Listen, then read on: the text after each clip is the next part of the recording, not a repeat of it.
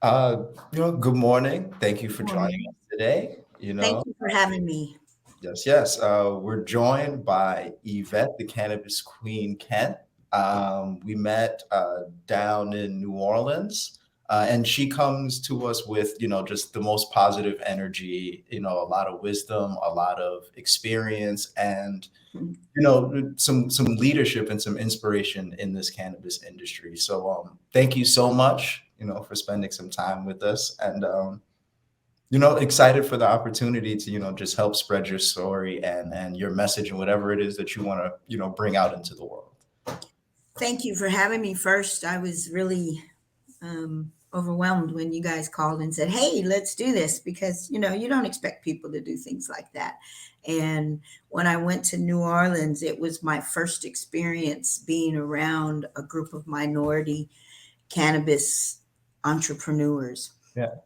It was an amazing experience. From the first day, I went in a day early so I could convince myself to go. First of all, I was nervous because I was by myself, and then convince myself to go and see what this is all about. Yeah. I've been slowly diving hard into the cannabis world for my own personal reasons. And then it turned into excitement. And once I learned more about the cannabis world by a business, because I'm really an entrepreneur, I'm not, I'm a connoisseur of cannabis, and I've been smoking it longer than it was legal. So, as we all have, and let it tell the truth. But, you know, um, I didn't think about going into the cannabis business until my sons. I call them all my sons. I've given birth to one, but I had two others that were God given to me, as I call it. And Mhm. my birth son and my other son both wanted to go into the cannabis business, period. You Hmm. know, period. Yeah. And no, we'll do it whenever it's legal. One day it'll get legal, we'll do it. And I'm in the real estate development world, which is a whole nother story because, of course, Black women are not in real estate commercial development. But that's a whole nother line of story. I'm always battling that, be the first one to do it. Um, because that being said, I've never been able to experience our cultures. And I'm not just a Black woman, I'm Indian, Hispanic, and Black. Yes. So I'm mixed up, proud of it. And I just so happen to be mixed up with the top three minorities Mm. that the cannabis world seems to put in jail the most. Ain't that true? Yeah. Okay. Yet, let's we're gonna keep it real. We're the ones that are in jail the most and the least likely ones to be in the business now that it's legal. Yes. Okay. And that's the shame, So ain't it? let's look at the disparity here. Look at this. Everybody, and I'm not going to call color because I'm not that color woman. I've got all these colors in me, and I'm female, and I work in commercial real estate. So, all of that for me, I had to try to figure out how to defeat them. Back to the story of going to New Orleans and meeting these folks. Everywhere I went, and I started, my mother got very, very sick, and I was traveling a lot. And then my sister got breast cancer. My other sister got breast cancer. And I found out that breast cancer is something the cannabis world delves into quite a bit, and they mix. Yeah. Again, here we go, just pushing me right to one of the forefronts. I don't ask to be trying to be whatever you say. This is my goal. I'm heading because of this. I don't ask that. It just happens to get in that direction. Yeah. So now I'm thinking, man, all this traveling I do, somebody needs to one day make marijuana legal to transfer across town. So I don't get in trouble if I ever get caught going from Texas to Colorado, Texas to New Mexico, Texas to wherever, so I can go over to my mom. Again, I'm traveling all the time, and never do I see minorities in this business. Yeah. I'm good. I'm trying to learn about the cannabis world. I can't learn from my own people. And a very good high school friend of mine sent me an email from my hometown high school friend. He says, "You know what? You might be interested in this." And it happened to be the Minority Cannabis Convention. Yeah. Packed up and went. So excited. The first day I went to the meet and greet, and it was mostly for those that were going to be the folks with the booths and all of that. And Yeah. I didn't get a booth, but I wanted to go, and I went as me, Yvette Kent. Mm-hmm. So I could look and see, is this going to be another group of never talking to me because I'm not the right kind of person in the room? Mm. And I walked in that room and I saw young Black people, young Spanish people, young, even a couple of Indians. You could tell by just, I don't know, maybe it's in the birth and the bone marks that my mother always showed me. You can just tell that's Mm. a blend of all of us cultures. Yeah. Our cultures were in there. The excitement in the room, the vibe in the room, the communication, I went and sat in a chair, and I seem to be one of the oldest in the room. And I normally am in the cannabis world, and I'm okay with that because I'm new in this business. It's a Yeah. new business for us. So somebody my age, 60, jumping in the cannabis world, again, I've been smoking for 40 years, so it's not like I don't know about marijuana. Ain't Okay. nothing new about it, But what do I know about marijuana and business? Mm-hmm. Nothing. So now I have to go as an entrepreneur, learn about the business on a business level. When I got in that room and felt the power of ours, when I say us, women, men, minorities, all teaming up, and everybody was excited, and they were getting ready to go to this convention the next day. It convinced me, oh yeah, I'm going in as Cannabis Queen. Mm-hmm. This persona that I had created so I can put in my store that I'm going to show and I created for my store. And she was named, ironically, by Curtis Jackson, 50 Cent, when when he was in town sponsoring his Branson cognac stuff.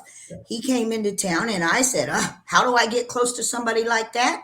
Marketing, baby. I just went up there and bought a bottle of Branson cognac, stood in line until I could get to him. And I walked up to him. I said, I really don't drink, and I don't.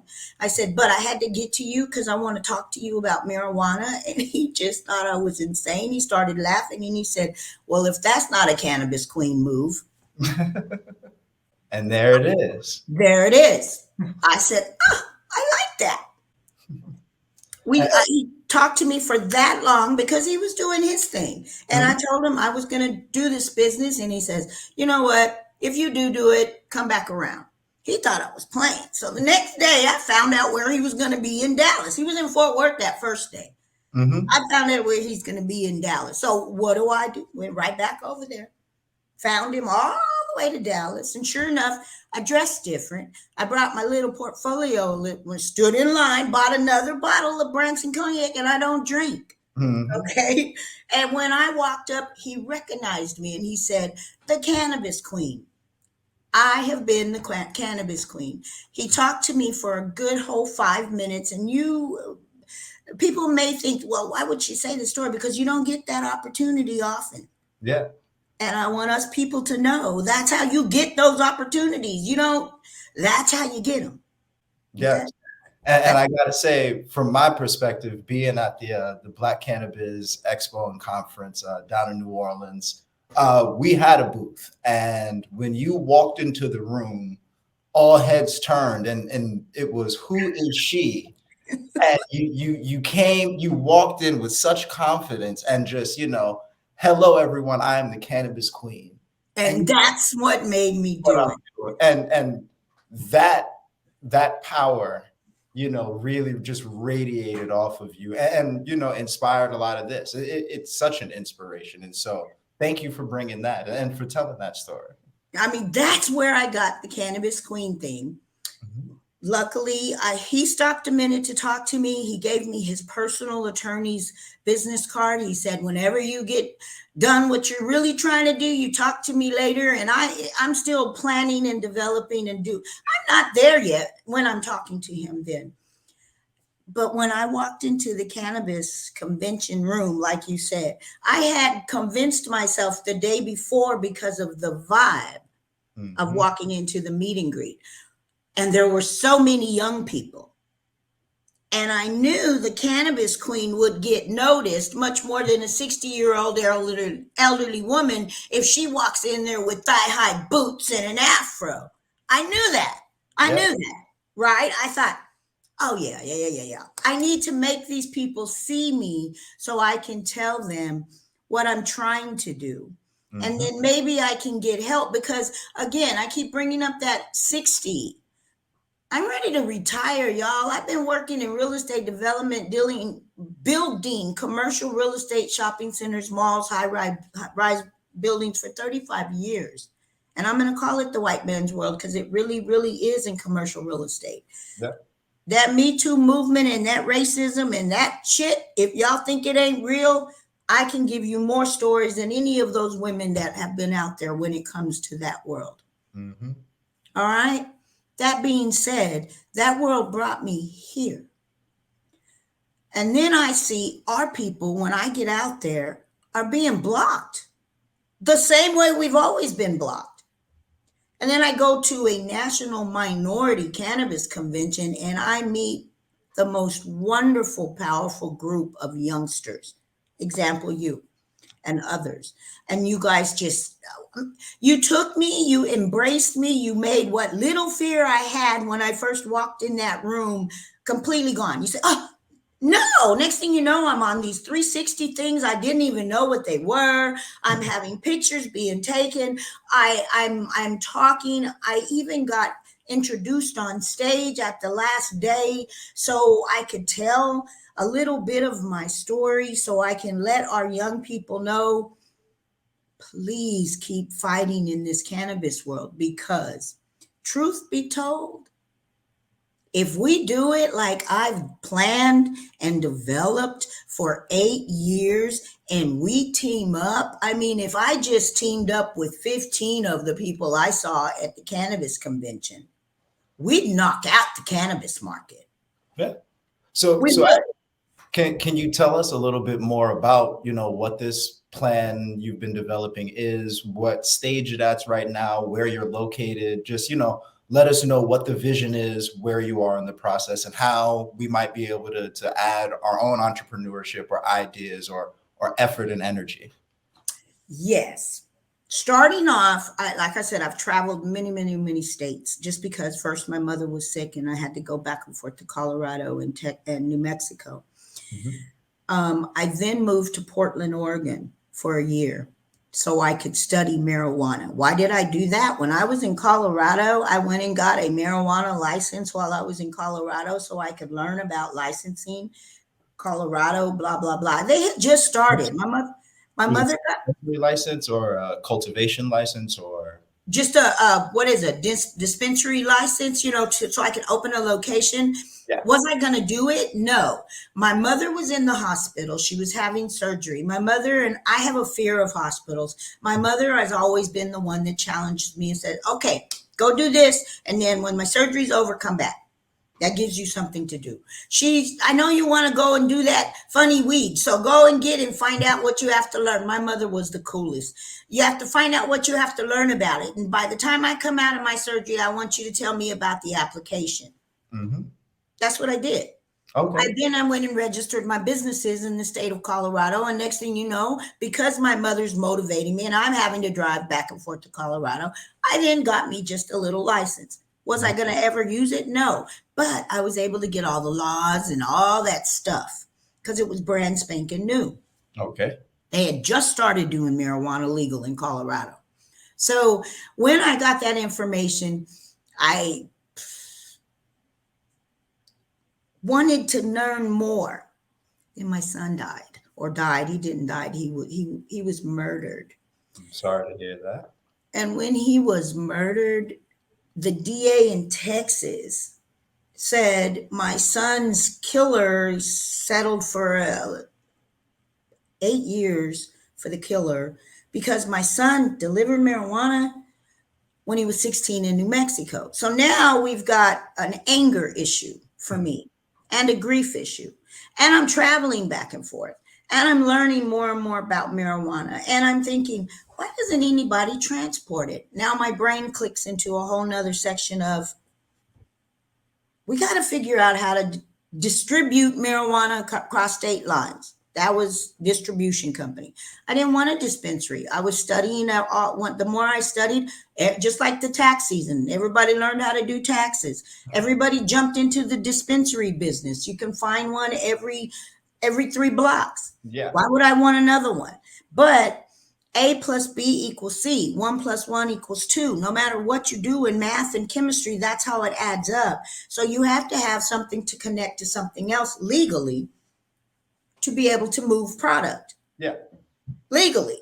So you have to have a vehicle, a license, a vehicle, and a licensed vehicle that can move product to your location that has to move product to another location before you can move product. 8 years later, thank you, Lord, for all you do for me, I decided to make a distribution company. But not just a distribution company, because you got to remember, in all these years I'm planning, my mother and sisters have cancer, and cannabis is very prominent in the breast cancer world. So that brought me into a whole nother realm. I'm a smoker, and half the time traveling for my mom's illnesses and stuff, there's no place to go to smoke sometimes because these people, all this shit all the time. It's always something. And it's you go to a good motel and you stay in a good hotel type situation, but you can't smoke on property, and then it's cold outside. You can't. So as a smoker, okay, not only that, edibles and medical and all of that has come forth. And I'm noticing a lot of our sports folks are now coming from the opioids, and this is all in studying cannabis. As I'm learning the process of the business, in studying cannabis, I learn. So what do I think? Well, not only do we need a distribution center, but we need a place for people to go chill. Yeah. And when are we ever going to have a place that people can go learn about this stuff? One of the biggest reasons that anybody argues with the governments about legalizing marijuana and taking it out of whatever that Schedule 3 versus Schedule 1, or if it's backwards, I always get those two numbers backwards, taking it out of the category of heroin and putting it into the category it's okay to smoke without you thinking that you're going to get addicted for the rest of your life, because you don't. When are we going to get there? Now, if you started changing the concept and then providing a location for ill people to go and be legally able to chill and smoke and get well for a week, maybe 3 days, or you find a destination location where it's cool to hang out. You want to take a weekend off with your bae and y'all want to get away from the kids, and you can go lay up, chill out. Mm-hmm. I'm always that chick trying to find a good place to stay. Airbnbs, they're lovely, but they don't let you do those kind of things. So here goes my little brain. Cannabis Queen, what are we going to do here? So now we need a distribution center. We need a resort. We need an education center so we can educate people. Mm-hmm. Next thing you know, I am blessed to be able to buy a property. And look at my God, the way he works. He brings me all the way back to my mom's hometown. Wow.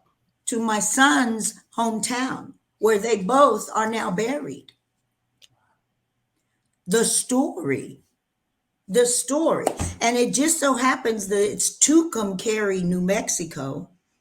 I pulled up to that building when my friend for life, that I think we were 7 when we met. I'm 60, so that tells you friend for life, I pulled up to that building when he called me, and it was amazing. The owner of the building knew my grandfather. Wow. Yeah, knew my grandfather because they worked at building the First National Bank in Tucumcari, New Mexico, and my grandfather was one of the founders of the little bitty town. So you go all the way back. And I said, Mama, you're the one that told me, Hita, go over there and figure out how to move marijuana. That funny weed. She called it the funny weed. She said, figure it out. That way I know that you're safe when you're going back and forth trying to take care of me. Mm-hmm. We figured it out. So I'm going to move this.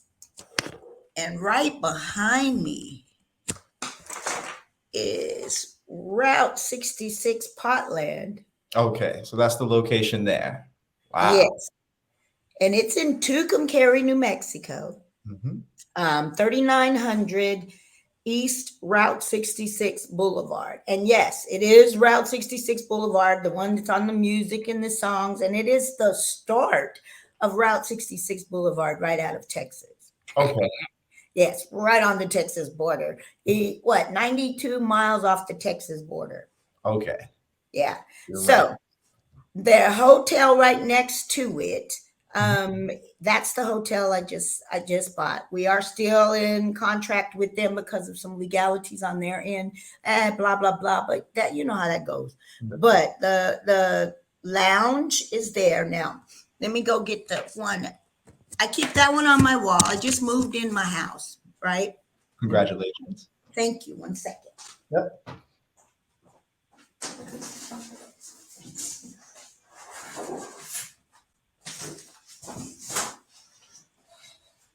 And that one is on the wall.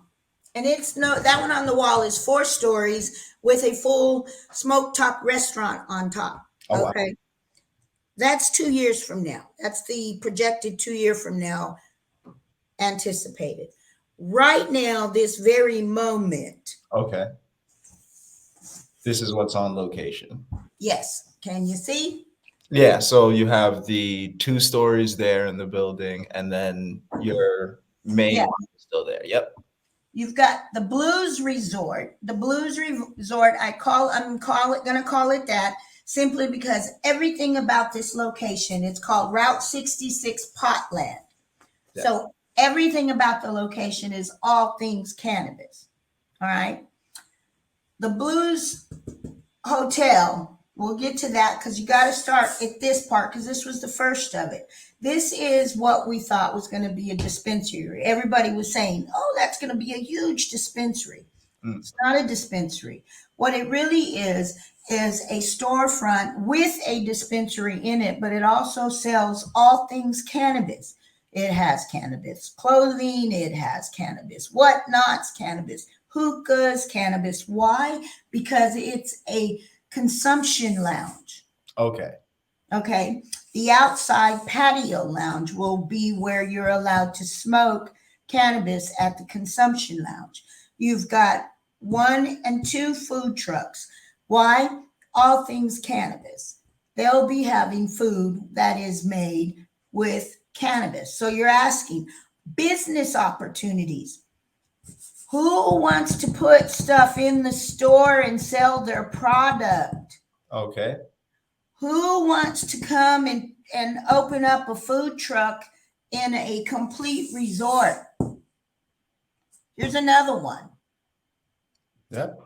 Inside of here is a complete beverage section. So who has donuts and coffee and blah, blah, blah, all things cannabis? Okay. Inside of these are the vape tents. These are the vape tents. These tents can hold up to 6 people, and you can actually go and do the power vapes. I don't know if anybody knows what those are, but they're the coolest things. Hence the reason why when I pulled up here, I said, I need to buy the hotel too. And they're like, why? I said, because if I'm going to have a destination location and I'm going to have vape tents, I need to make sure the people who go in here can't go nowhere for 2 to 4 hours.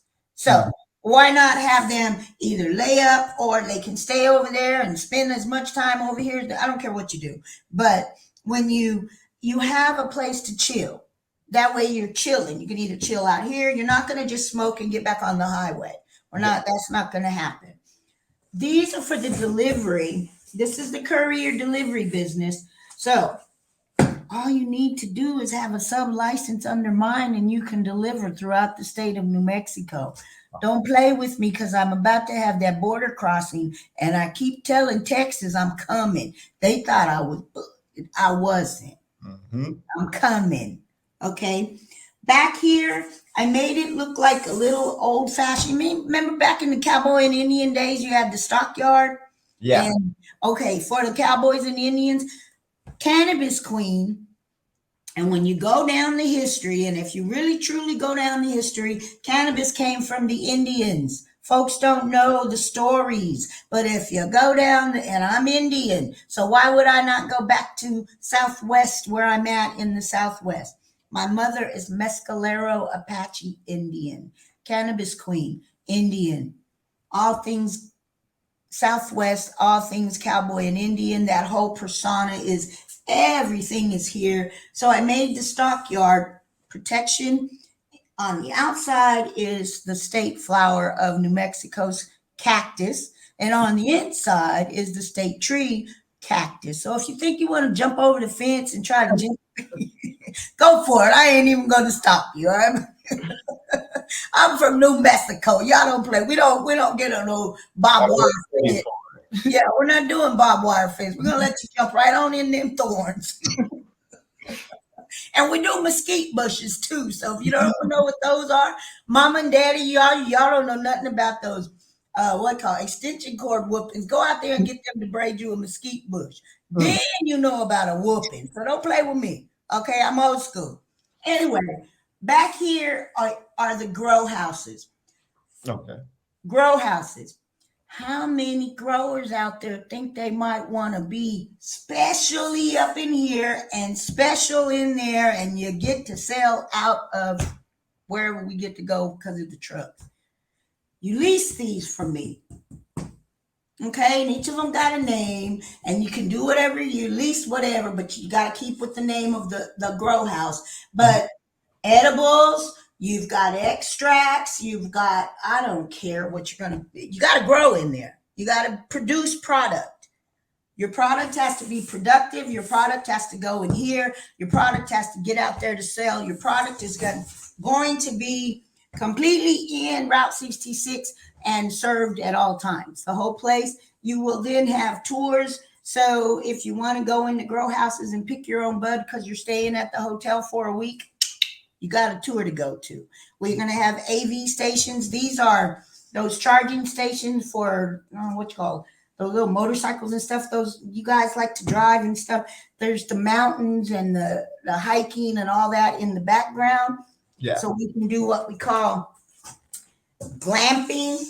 That's when you do fancy camping. I don't know if you've heard of it before, but let me show you the pictures. And it's outside, and it's all part of Route 66. And we have the land to where, man, if you don't even want to stay in the hotel, you don't have to stay in the hotel. See, on the property, this is what the patio looks like. Okay, that's the front area. Yep. That's the patio. Then we got, that's the 4th story. That's where the rooftop restaurant will look like. Okay. Now, your glamping tents, here you go.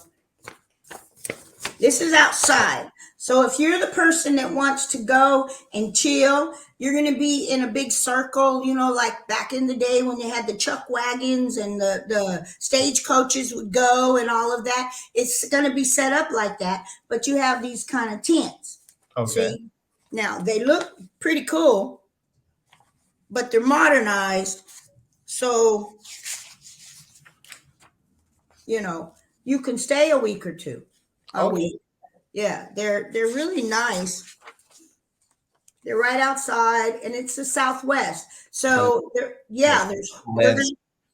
going to be horses to rent, because I'm out there with buddies and friends that I grew up with, and they got horses and ranches, and they do all that stuff. So I'm trying to work with everybody and the city of Tucumcari. I'm going to be working with them to bring in events and stuff, like that's at night, how pretty that'll be at night.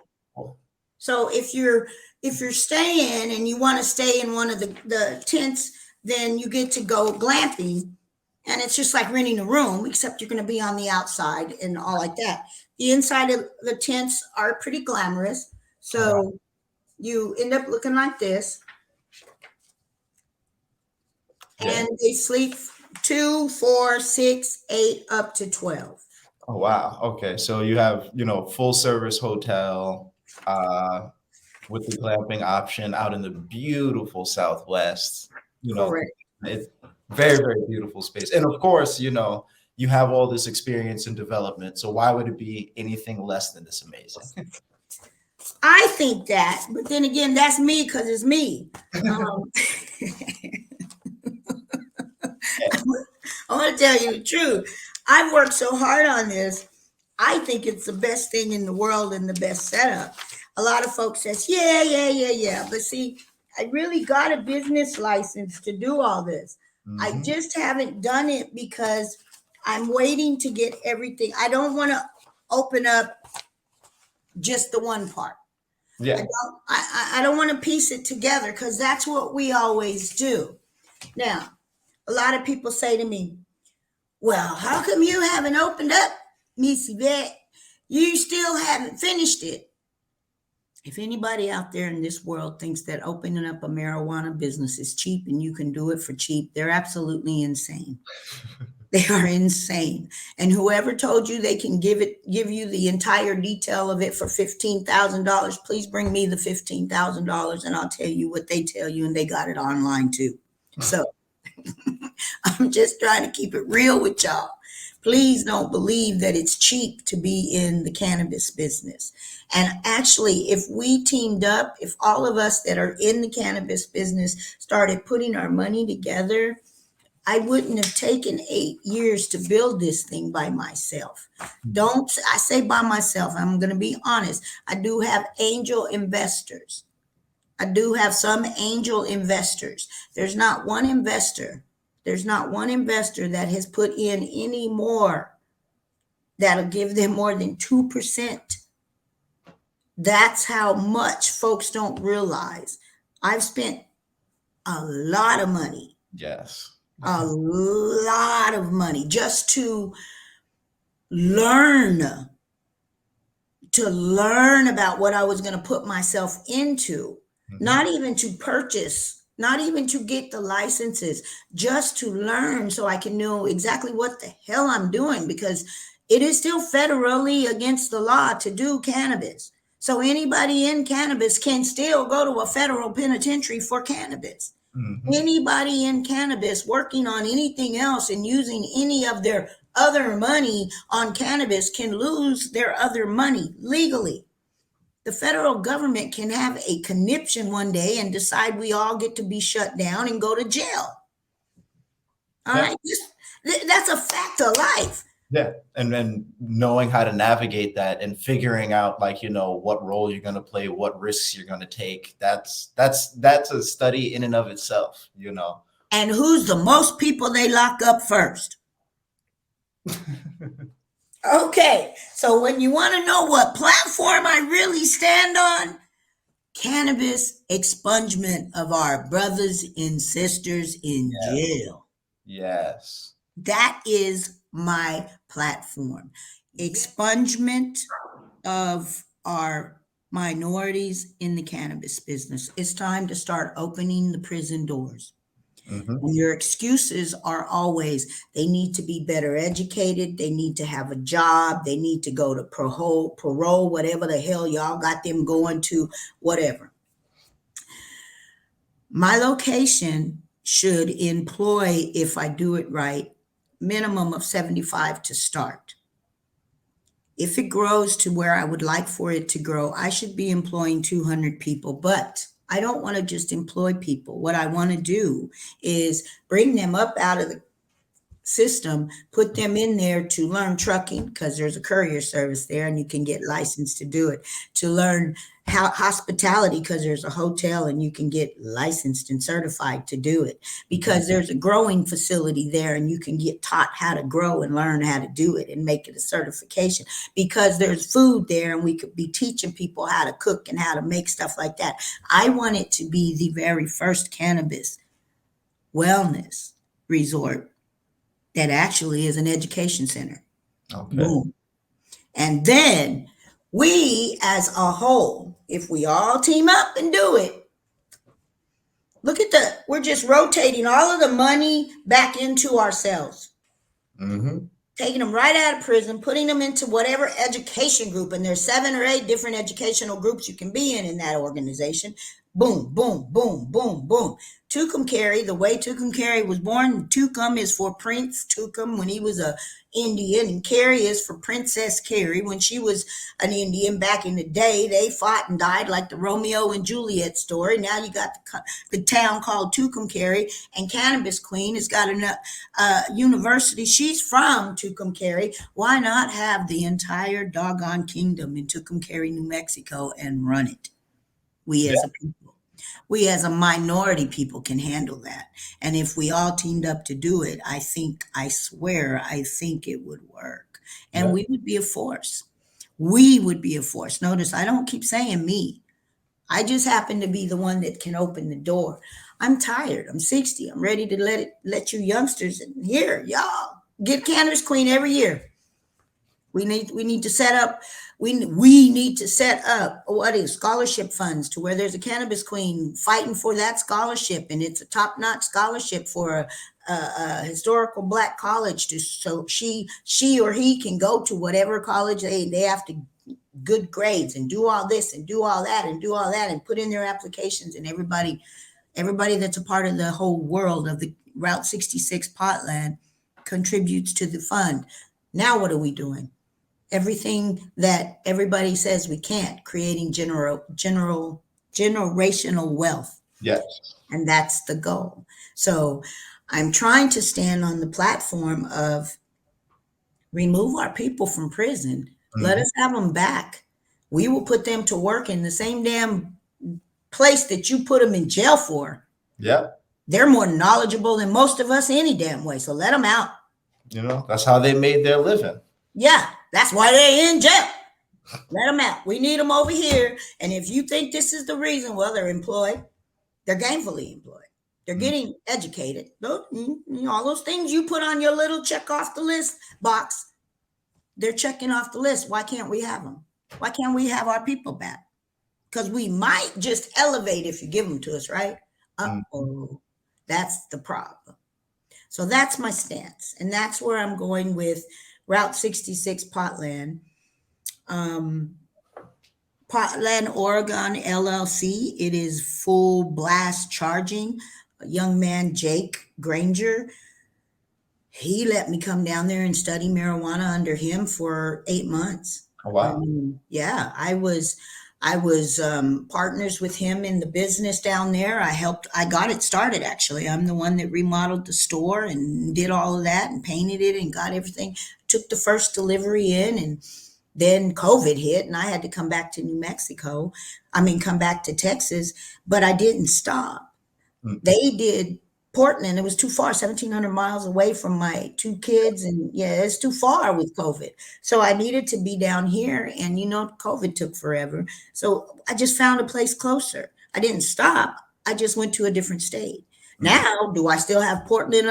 Yes. Jake's coming out there to teach people how to grow great exotics. So come on, man. Minorities. That's what that's about. And it's if we're so far apart, and I wish we would stop doing this. Our people are so far apart, we would rather just stay this way than this. And you're stronger like this. You can knock down more doors. They're more afraid of us when we have many people, so they're more likely going to give us our way when we come in force. Yes, thank you. And I really appreciate you bringing that message to us, because that's really a lot of what we're about at the Dope Connection. It's about, trying to make sure that everybody has a chance to express themselves, a real shot in this industry, and a platform for success. And the more success that we as a whole have, and the more that we're able to support one another, the stronger each of us will individually be, but the stronger we as a unit become, because we have that sort of internal structure. And really that's again, to plug the Black Cannabis Expo and Conference. That's one of the reasons a space like that is so important, so that we can make these connections and follow up throughout the year and really support one another in these endeavors. Like at Route 66 Potland, or is it Potland? It's Route 66 Potland. Route 66 Potland. Yes, yes. And I love the different opportunities you're bringing. And I just want to make sure that I'm hearing everything correctly. You have the food trucks that are set up for people to come and, run their businesses there. You have these grow tents that people can, come and lease under you and license, there'll be licensed growers in the state. You have these delivery trucks and a license there so that people can come and become distributors of cannabis and really learn the ins and out of that, distribution network and infrastructure. You have the hospitality space. So that's, learning restaurant management, that is learning hotel management, that's, and then also again, as a back end to that original food truck, you have that restaurant space. So that's people, if you have your ideas, if you are a young and up and coming chef and whatnot, there is that other space for you. Are there any opportunities that I am misremembering or not remembering, not tagging on, just to make sure that anyone hearing this knows, like, hey, this is something I want to get into. This is something I've had an idea for. I'd love to, give this a shot in New Mexico because there is this opportunity. No, actually, don't forget the store needs to be stocked. Let me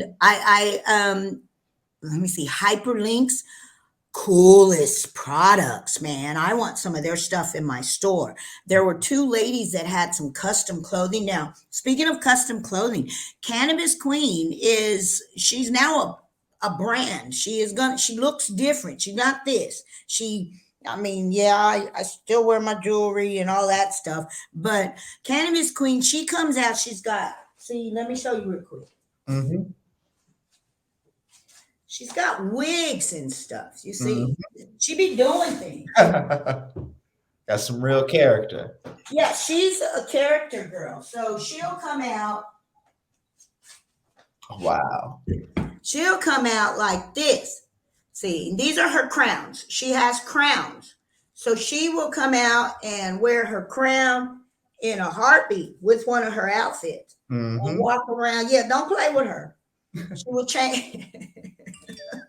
So always on the look for ways to improve on the Cannabis Queen's, repertoire. Yes. See, she'll go. She'll put on something blue and sexy with some high leather boots. And have a couple of blunts, and baby, you got a whole new woman out there. Yeah. So you know that. Hold on, I'm coming. See, she has her own clothing line, clothes that will be sold in the store. Yes. So if anybody has special clothes, I want that stuff. Okay. Yes. She's like, this is just call me your highness dress. She'll wear her crown and tell everybody, call me your highness. And, she's not subject to see-through. She cool. She's 60 now. Let me tell you, that's why we got to get a new Cannabis Queen every year, because I'm too old to be dressing like this. My son is going to kill me. So y'all better save my life. But because of the breast cancer thing, Cannabis Queen will dress and she will do her thing and represent during the month of October. She represents. So we are trying to have more than one platform just because we can. But those are the kind of things that I need in my store. I want to have custom stuff. I want to have our stuff. So when I say custom, I want people to know they bought that from Route 66 or they ordered that from Route 66. This team of people, they are doing all this. And for me, it's a 3,000 square foot store. Wow. Right. If you don't want to go and take a little corner of it or put a booth up or put a display case up and try to sell some of your stuff, that's not my fault. I've made the offer. I've made the offer. It's a 3,000 square foot floor catering to an entire 1.75 acres of resort. Wow. Yeah. I'm going to have the little teepees that people can stay in, the hotel, the outside. Is it a small little town? When you go in there and you look up Tucumcari, New Mexico, you're going to find out less than 5,000 people. I'm going to cater to the out-of-stater. I'm going to make it a destination location. I'm going to make it to where when you can't travel on I-40 and that's the last exit you can take before you have to go into Texas and they won't let you go, you got to stop at one of them hotels right there, and there are 4 of them. So you might as well go pick one. And if you can get into, right, go pick one and get over there and walk across the street and go and enjoy yourself, because you can't go nowhere. Right? So that's what I'm trying to cater to. I'm trying to get you to get hungry enough. Do I want to say high enough? Hell yeah, high enough so you can, if you don't feel like eating any edibles with, or a taco with some cannabis, cooked in cannabis butter, then you can go inside of my little hometown to Loretta's Burrito Hut, and she got the best burritos in the world. Get you one of those without cannabis. Now she's making money. Yeah. And I graduated high school with Loretta. So look at my God. Look at where my mom brought me back to. Look at where my son brought me back to. Look at where the grief and the troubles in my life have then brought me back to. So I may have to start all over again, but did I start all over and bring back what my mother asked me to bring back? Yes. And it's called generational wealth, people. And I'm trying to offer it to us. And it's not my fault if you don't jump in it. Call me. Hell, Route 66 Potland has a phone number, or I have a phone number. CannabisQWN232 is my Instagram. Yvette Jewel Kent, full name. I'm proud of who I am. Yvette Jewel Kent is my Facebook. You can see all my stuff on my Facebook. I barely know how to do anything with Instagram.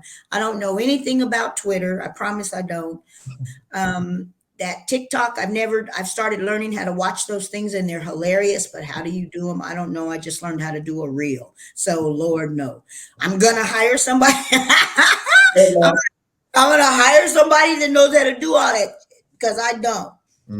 Please, honestly, what I need is the power and the energy and the vibe that I got from the cannabis convention in New Orleans from you young people to come into my facility and just run with it, y'all.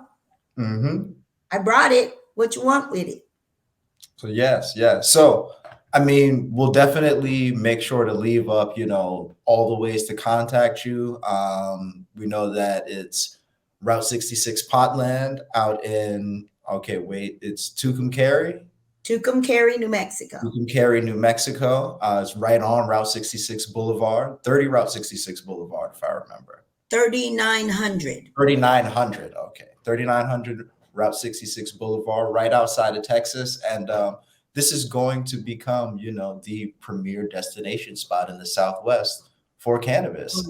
Oh yeah. We're all going to put our energy into it, and the community work and the wealth that we will be able to build as a community, the energy that we as a community put into it will come back to us tenfold. And I see it. I visualize it. My mother predicted it over 10 years ago.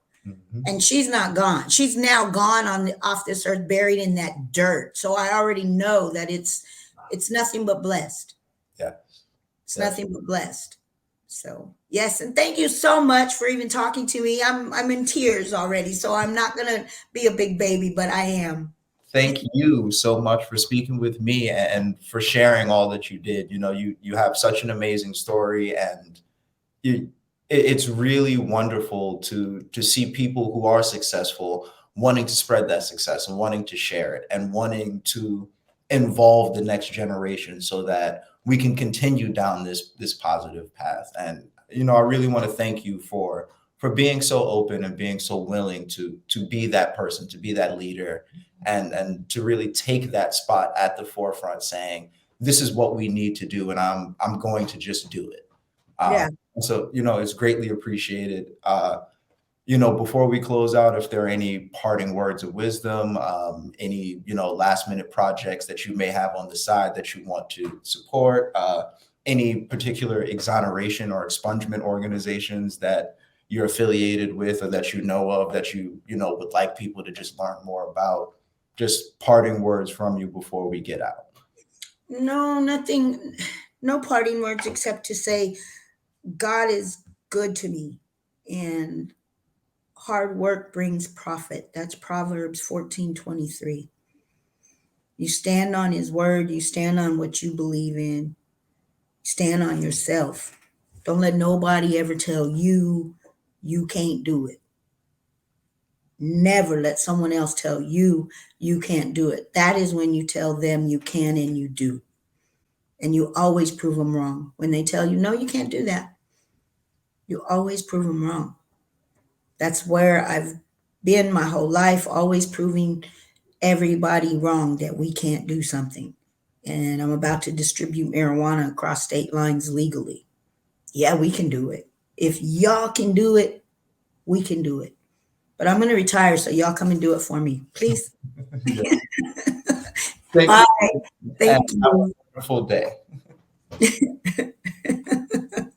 Thank you.